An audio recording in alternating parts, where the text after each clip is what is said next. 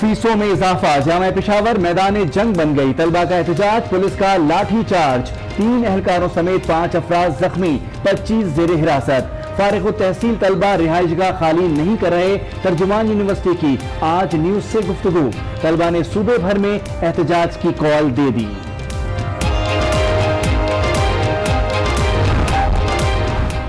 हालात कशीदा हो जाते हैं तो लाठी चार्ज किया जाता है।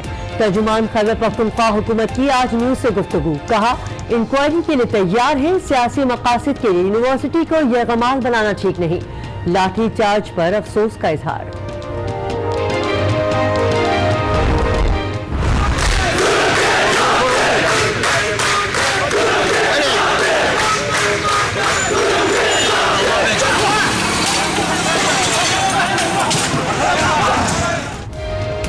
धरने देने वालों से मुजाहरे बर्दाश्त नहीं होते, साबिक सदर जरदारी का रद्द अमल। क्या ये तब्दीली आई है? ANP रहनुमा जाहिद खान का भी जामे पेशावर वाक़े पर इजहार मजम्मत।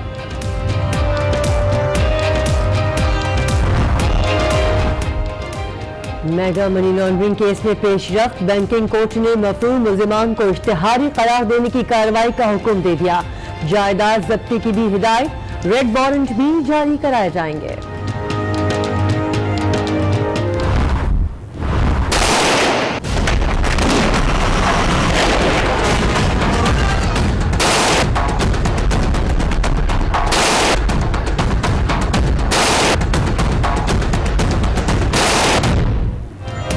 कराची में गैंग वॉर का अहम कारिंदा गफ्फार जकरी पुलिस मुकाबले में हलाक, साथी भी मारा गया। दहशतगर्द ने बेटे को ढाल बनाया, फायरिंग से जाँ बहक हो गया। बड़ी तादाद में असलहा बरामद, सब इंस्पेक्टर समेत 2 एहलकार जख्मी।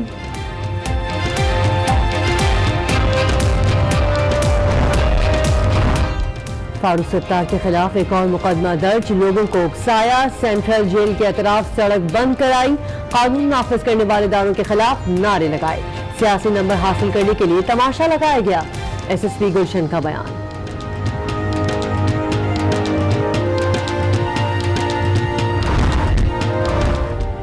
कराची में 4000 से ज्यादा सरकारी रिहाइशगाहों पर कब्जा, सुप्रीम कोर्ट ने वागुजार कराने का हुक्म दे दिया। गन क्लब का दौरा करूं तो रोटी छोटी खिलाएंगे, चीफ जस्टिस का सवाल, जी अपने खर्च पर खिलाऊंगा। नैयर बुखारी का जवाब, मुफ्त का खाना तो हम भी नहीं खाएंगे, चीफ जस्टिस का रद्द अमल। सिरस्पॉन इंडस्ट्री की जमीन का गैर कानूनी इस्तेमाल, गोदाम और स्विमिंग पूल तामीर, मोबाइल टावर लगा दिए गए, जिम्मेदारान के खिलाफ कार्रवाई का फैसला। इंडस्ट्री के लिए 3000 से ज्यादा प्लॉट्स अलॉट किए गए थे।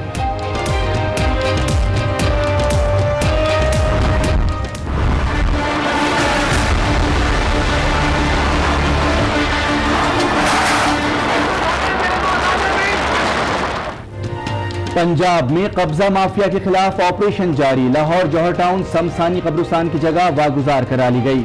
मुल्तान और दुनियापुर में भी गैर कानूनी तामीरात गिरा दी, सामान कब्जे में ले लिया, दुकानदारों का एहतजाज, हड़ताल कर दी।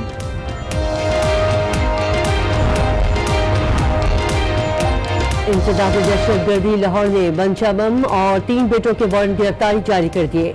रावण में नाके पर रोकने की कोशिश, फैसल मंशा गाड़ी छोड़कर फरार, अहलकारों से मज़ामत भी की। DPO पाक पठन का तबादला, पीपल्स पार्टी ने वजीर आला से इस्तीफे का मुतालबा कर दिया। पंजाब असेंबली में करारदाद जमा करा दी। इंक्वायरी रिपोर्ट के मुताबिक वजीर आला पंजाब सादिक और अमीन नहीं रहे, करारदाद का मतन।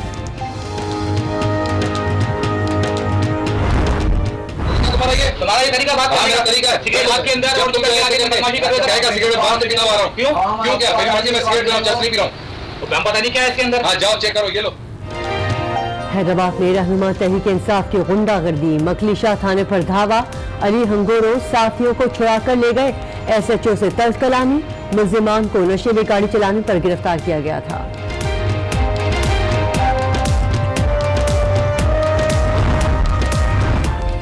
काबीना के बड़े फैसले, इसहाकदार के मुकर्रर करदा अफसरान बरतरफ, सदर नेशनल बैंक, ज़राई तरक्याती bank, deputy governor State Bank और SME बैंक के सरबराह शामिल। भर्तियां गैर कानूनी थी, वजीर इत्तलात की प्रेस कॉन्फ्रेंस। हुकूमत का बरतानिया में पाकिस्तानी हाई कमिश्नर को तब्दील करने का फैसला। साहबजादा अहमद खान ने अवार्ड शो में नामुनासिब रवैया अख्तियार किया था। नए सफीर के लिए जौहर सलीम, जहीर जंजुआ और नगमाना हाशमी के नाम ज़ेर गौर।